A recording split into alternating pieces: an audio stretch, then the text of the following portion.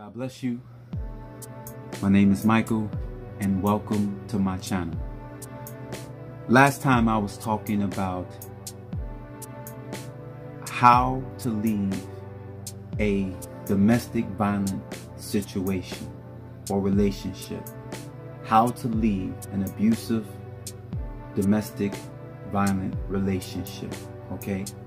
So this is part 2 of it. I encourage you to watch part 1, which I talked more about looking within, because how you enter the relationship is just as important as leaving that relationship. So once again, how you entered it is just as important of how to figure out how to leave it. Okay, so watch that and I talk about more in depth as far as that is concerned. This week is equally as important as self-reflection. This week I talk about, do you love yourself enough to leave? Do you love yourself enough to leave? Okay? Because oftentimes in bad relationships, you will hear on one of the excuses on why people feel like they don't want to leave. And love is very common. Well, he loves me, or I love him. Okay? But love, the word love, is one of the most misunderstood words across the world. Faith is also misunderstood.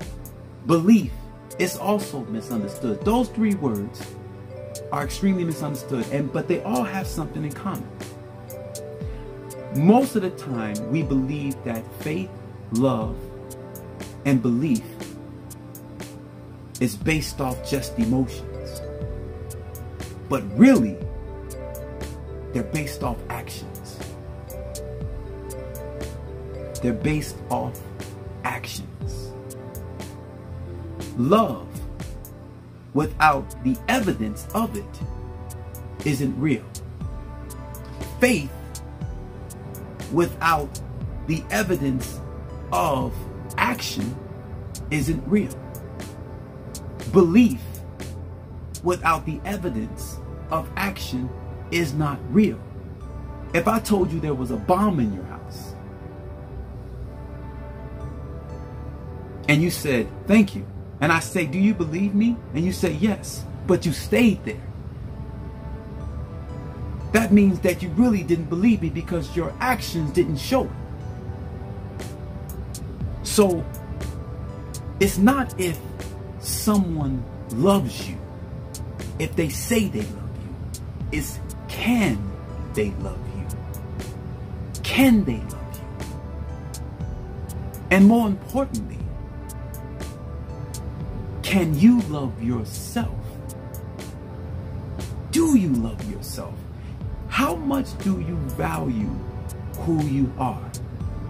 And if you can't value yourself, then how are you going to expect someone else to value you?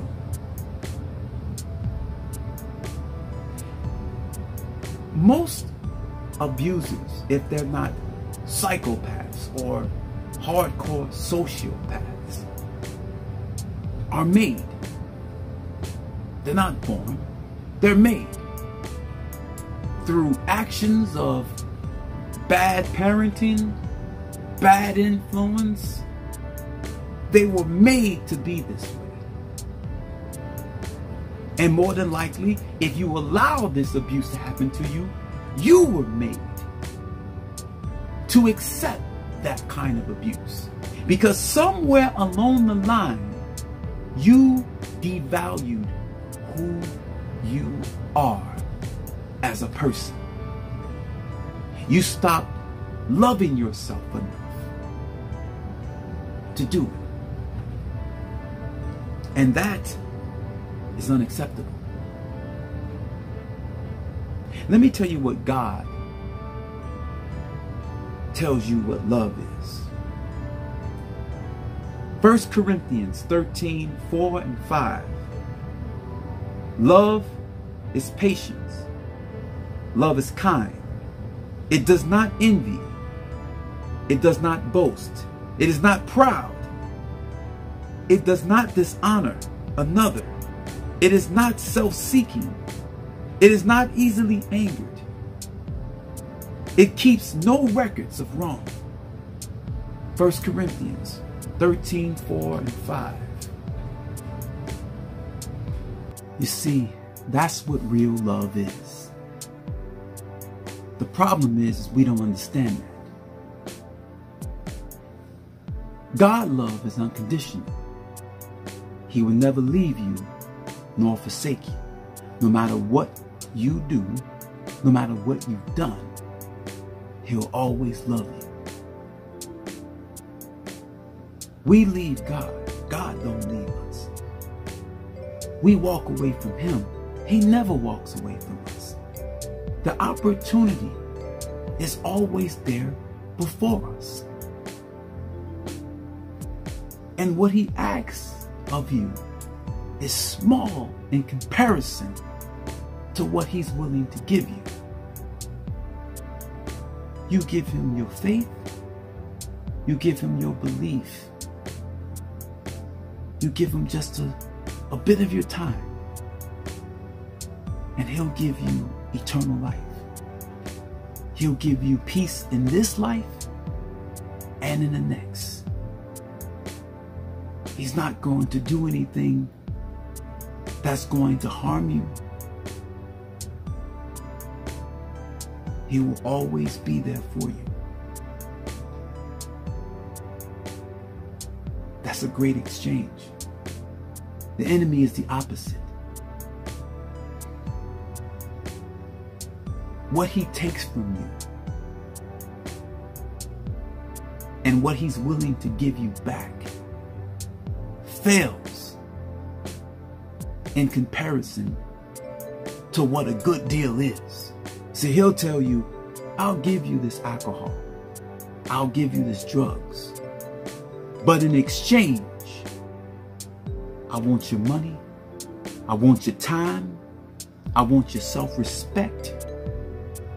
And after you give me all of that, I want your life. Enjoy.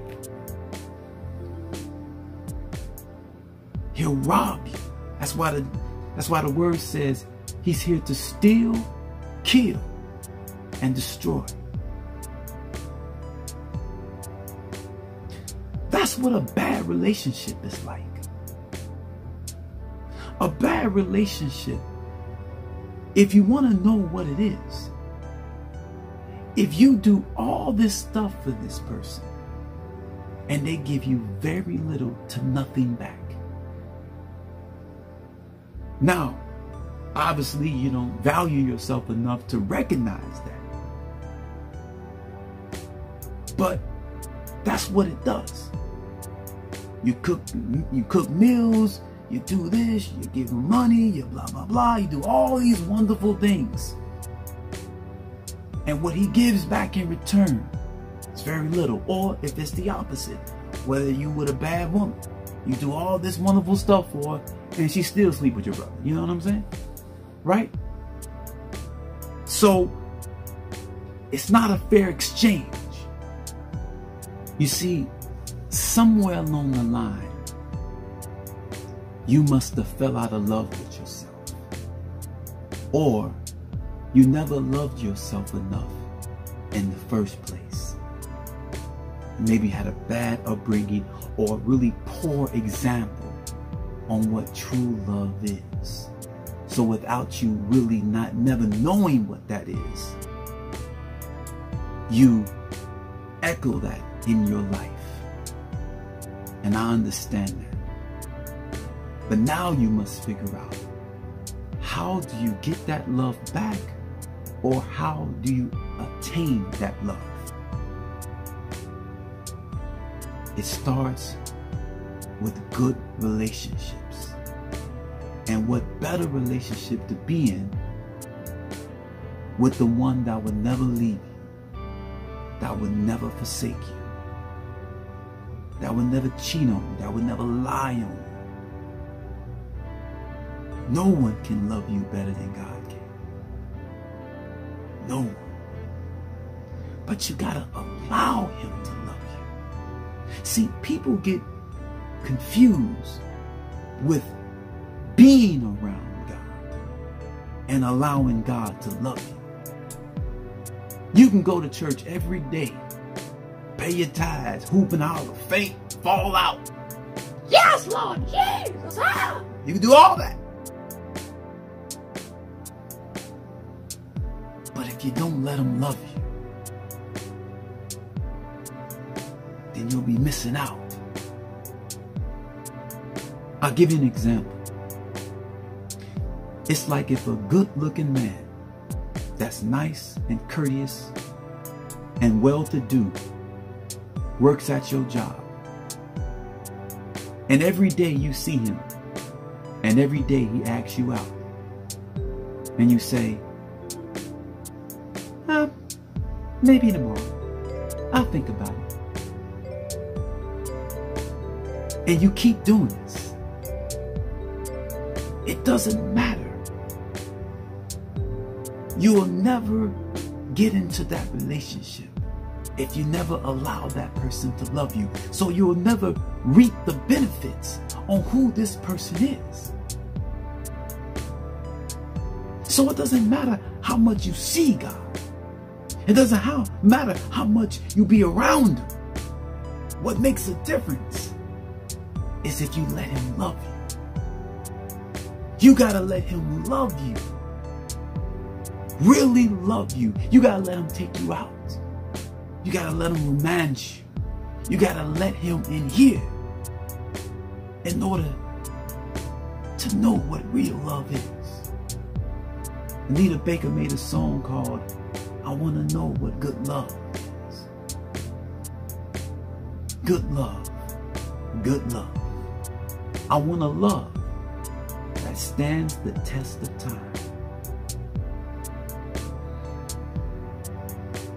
You gotta believe in yourself enough to allow God to love you. There's another song by Michael Henderson that's called Let Me Love You.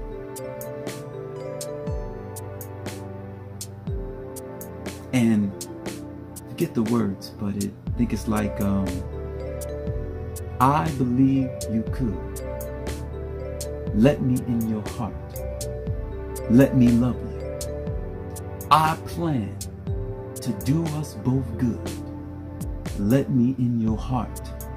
Let me love you. Come on, baby. Come on, sugar. Come on, baby. Whatever. You know, that's 70s. That kind of go over a lot of y'all heads. But gotta let him love you. Because there's a reason why you're in this bad relationship. And I can guarantee you one thing. If you loved yourself enough, you couldn't deal with this. But it's because you devalue you.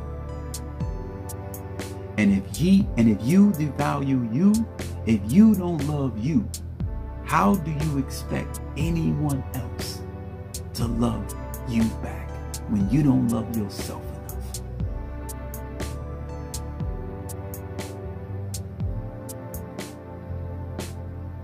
Allow God to love you. Let him show you what a great relationship is, so you can be healthy enough to get in your own. And if you seek that first, then everything else will be given unto you. Trust me, I'm on that same path, and believe me, I know it's difficult. All of us are in the same boat, right? We can all use more God's love. Now, I'm not talking to you like I'm completely righteous or completely figured it out, because I have not. But I'm working on it, just like I want you to work on it. And we can all work on it together, because we'll never love the Lord the way He loves us. But the more we give to Him, just enough, He'll give us so much more back. That's how good He is, because He loves us that much. God bless you, and I'll see you next week.